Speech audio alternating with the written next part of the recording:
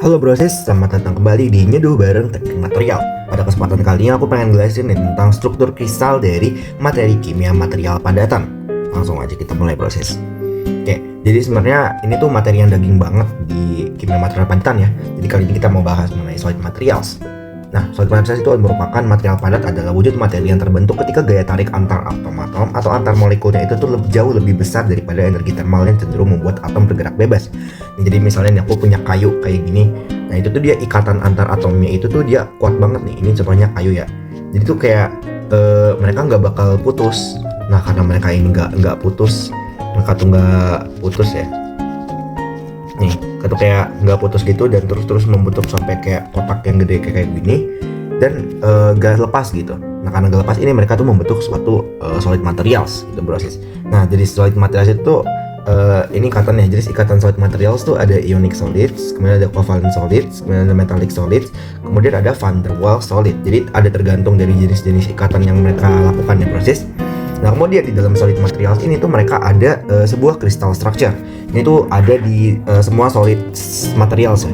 Nah, jadi crystal structure itu tuh dari sisi energi atau sisi termodinamika atau molekul cenderung membentuk suatu struktur yang teratur dengan simetri. Simetri itu dengan yang teratur ya.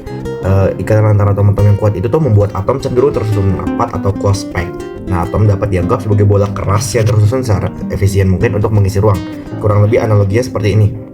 Ada yang random, ada yang teratur, dan ada yang mepet banget, teratur banget gitu proses.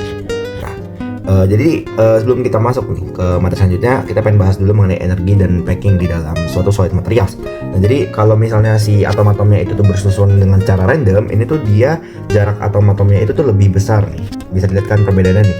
Itu dia jarak antar atomnya tuh kayak lebih jauh. Kemudian energi ikatannya itu pun otomatis juga bakal lebih tinggi dan itu tuh nggak stabil proses. Nah, pada grafik juga nih dibuktikan nih kalau posisi minimum energinya itu tuh tidak terlalu dalam. Nah, karena dia tuh kurang dalam nih bisa dibedain nih. Oke, nah tuh dia tuh titiknya ada di sini, sedangkan yang ini tuh udah di bawah banget. Nah, karena dia tuh gak terlalu dalam, dia itu sistemnya kurang stabil. Nah, dibandingkan dengan yang dense regular packing yang teratur, atom-atomnya itu tersusun dengan rapat dan teratur. Jarak-jaraknya itu tuh juga lebih pendek sehingga interaksi tarik menariknya tuh sangat bagus lah. Nah, kemudian energi ikatannya itu tuh juga lebih rendah nih. Nah, sehingga kondisinya itu bakal lebih stabil. Nah, struktur dengan susunan yang rapat dan teratur itu selalu cenderung terbentuk di alam karena sistem alamnya selalu mencari kondisi energi yang minimum. Nah, ini dia kondisi energi yang minimum. Nah, jadi setelah kita membahas tentang solid materials, kita pengen bahas yang dalam bangetnya, yang daging banget, yaitu crystal structure di dalam solid materials.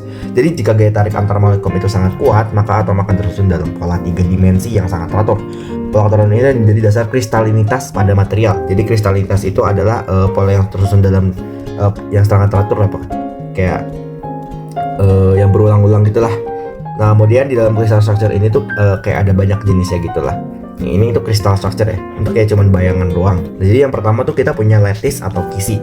Nah, jadi lattice itu merupakan garis 3D yang membagi ruang menjadi prisma sama besar, saling menempel tanpa ada rongga.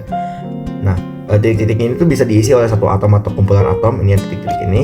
Lattice hanyalah maksudnya yang titik ini.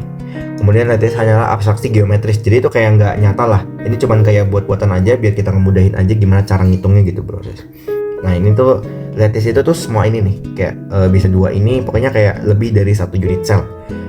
Pokoknya ini tuh disebut dengan lattice. Nah, kemudian ada lagi sebutan istilah lattice point atau titik-titik dalam ruang masing-masing memiliki lingkungan yang identik. Nah, jadi lattice point itu tuh yang ini nih, yang kecil-kecil ini. Ini itu lattice point. Nah, sedangkan ada satu lagi, ada yang namanya unit cell atau unit struktural terkecil dari kristal yang jika diulang secara periodik itu bakal membentuk keseluruhan kristal. Nah, unit cell itu tuh yang kotaknya persis. Ini satu kotak itu namanya satu unit cell. Kalau misalnya semuanya ini itu namanya tadi lattice atau kisi. Kemudian kalau yang atom-atom yang kecil itu namanya lattice point. Nah, setelah kita mengetahui crystal structure, jadi ternyata dalam sistem Bravais itu tuh ada 7 sistem kristal utama. Yang bahkan misalkan sumbu, yaitu ada kubik, ada tetragonal, ada orthomorphic, ada trigonal, ada hexagonal, ada monoklinik, dan ada triklinik. Yang masing-masing dari semua ini tuh memiliki punya variasi primitif, body centered, face centered, dan base centered. Dan dari kombinasi ini terbentuk 14 Bravais lattice yang bisa brosis lihat di gambar gede ini. Oke, sekian part 1. Terima kasih sudah menonton.